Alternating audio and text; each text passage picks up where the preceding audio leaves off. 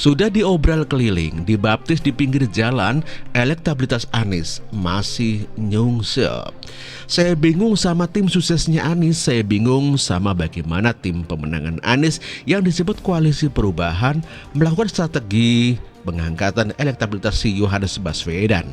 Saya mau ngomong elektabilitas saja menjadi kadang kepleset menjadi jelektabilitas. Mereka bisa ngangkat-ngangkat nama Anies, sudah diobral keliling pakai jet pribadi, bikin pencitraan murahan sampai dengan dibaptis di pinggir jalan, elektabilitasnya masih tidak terangkat. Terlalu sibuk menaikkan nama Anies, lupa naikkan elektabilitasnya yang jelek. Kenapa elektabilitas Anies tetap mandek dan bahkan cenderung nyelam ke bawah katanya Prabowo dan Ganjar? Apakah karena analisis teknis dan lapangan mereka payah? Saya rasa tidak. Mereka di dalamnya punya pemikir yang lulusan tinggi. Ada orang yang disebut cendekiawan yang maunya dipanggil profesor padahal hanya lulusan sarjana macam Rocky Gerung. Secara kata-kata bisa dikatakan orang ini paling jago ngebacot dan jualan Anies. Ada juga Ihsanuddin Nursi yang juga pintar bersilat lidah. Beberapa profesor semacam Rizal Ramli pun ada di barisan pendukung Anies. Ada juga orang-orang yang dianggap pintar dan lulus S3. Bahkan secara gelar, Anies ini adalah lulusan S3 di Amerika. Gak nanggung-nanggung negara yang paling bergengsi dalam bidang pendidikan dan ekonomi, tapi kok elektabilitasnya masih kalah. Jadi sebetulnya masalahnya bukan ada di otak dan kecerdasan mereka, akan tetapi di dalam motivasi mereka. Melihat dari rekam jejak Anies yang sekarang sudah menjadi Yohanes Baswedan dan dianggap kafir oleh Rizik dan Abdul Somad, meskipun mereka masih malu-malu mengakuinya. Kita tahu bahwa orang ini nggak bisa bekerja, bagaimanapun juga masih ada hal-hal yang menjadi faktor X.